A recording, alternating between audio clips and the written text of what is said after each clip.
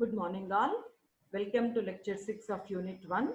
Today we are going to discuss about Davison and Germer experiment. The first experimental evidence of the wave nature of particles was given by C.J. Davison and L.H. Germer in 1927. So this was the first experimental proof for the existence of matter waves. So while they were studying scattering of electrons by a metal target and measuring the density of electrons scattered in different directions, they proved that there exist matter waves. So the experimental setup of Davison-Germer is as shown in the figure. It consists of a high tension battery B1, LT is low tension battery, F is filament, A is a slit. This is the target, which is nothing but nickel crystal. And when the electrons are diffracted, this is consists of movable collector, which is connected to galvanometer. And the entire setup is enclosed in an evacuated chamber in order to prevent the losses of energy due to air collisions.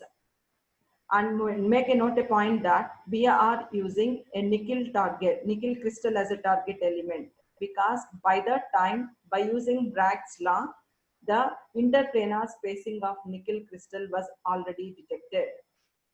So the procedure is, from the figure, the electron beam from an electron gun, which consists of a tungsten filament F heated by a low tension battery B1, is accelerated to a desired velocity by applying suitable potential from a high tension battery B2.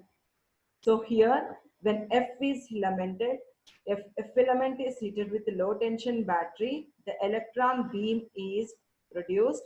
This electron beam is accelerated to a desired value by using this high tension battery B2.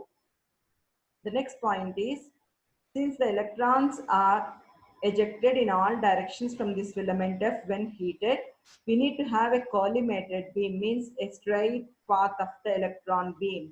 So the accelerated electrons are collimated into a fine beam by allowing them to pass through a system of pinholes in the cylinder A.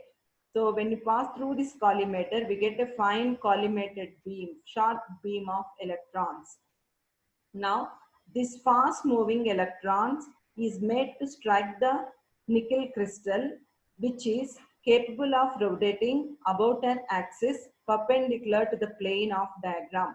So this beam of electron is allowed to fall on this nickel crystal. So in this nickel crystal, every atomic site acts as a target, and from here the electron beam gets diffracted.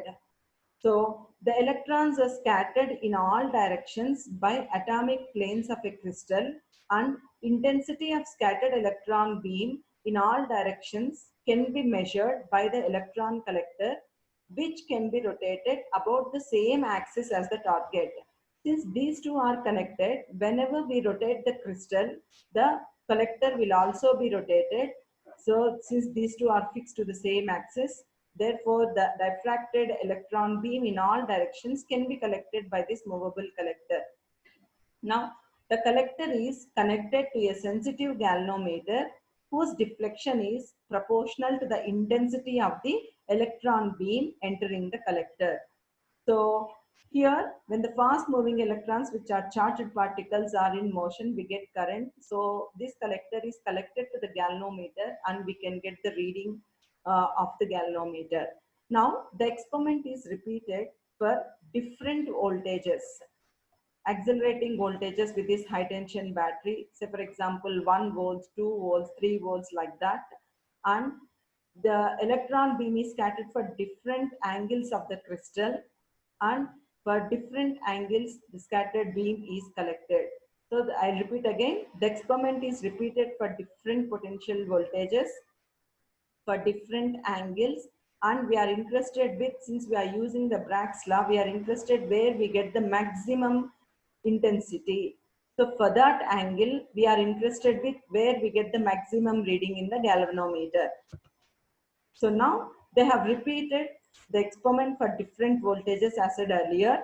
Now when the electron beam is accelerated to 54 volts and when that beam is striken over the nickel crystal, a sharp maximum in the electron diffraction occurred at an angle of 50 degrees with the incident beam. So sharp maximum occurred at 50 degrees when the electron beam is accelerated to 54 volts. At this point, the incident beam and the diffracted beam make an angle of 65 degrees with the family of Bragg's planes. So in this experiment, you should remember only the three values, be it accelerated beam as 54 volts, maximum angle at 50 degrees, and the Bragg's planes angles at 65 degrees.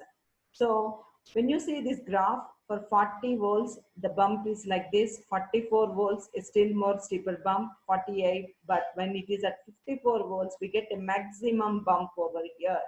And the angle is at exactly 50 degrees. That is what we are mentioning here. Again at 60 degrees, if we still more further increase the potential above 54 volts, like say for example 60 volts, we get the bump is not maximum, it is becoming still slightly lesser. So the maximum angle of diffraction occurs only when the beam is accelerated to 54 volts. So now when you see the scattering angle in degrees and the intensity of the scattered beam, when the scattering angle is at 50 degrees, we get the maximum intensity. So 65 degrees, 54 volts and 50 degrees are the three main points to remember here. Now, as I said, by Bragg's plane angle of Bragg's diffraction, D is already calculated for nickel crystal, which is equal to 0.091 nanometers. Now we will prove the theoretical proof for the existence of matter waves.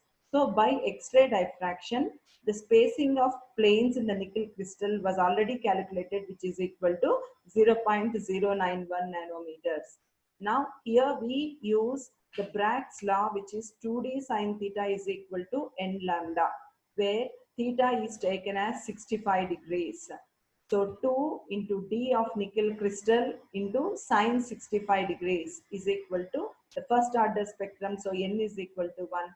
And with this equation, the lambda was calculated to be equal to 0.1648 nanometers, which proves the particle nature of the matter waves.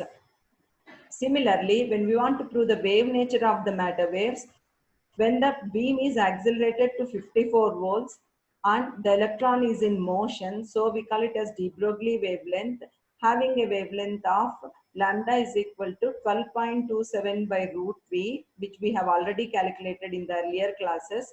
Now V is to be taken as 54 volts.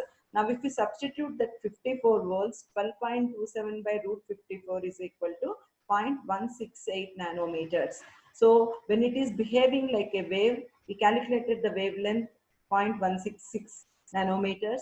When we assumed it as a particle by using Bragg's law, the lambda wavelength was equal to 1.64 nanometers. So these two values are in good agreement. So this wavelength agrees well with the experimental value, and thus Davison-Germer experiment provides a direct verification of de Broglie's hypothesis of wave nature of moving particles. So in this experiment, you should remember mainly the three values: 65 degrees, accelerated to 54 volts, and the maximum angle occurs at 50 degrees. So 65, 54, and 50 experimentally proved values are in existence with the theoretical value. So Davison-Germer gave the experimental verification of the existence of matter waves. Thank you.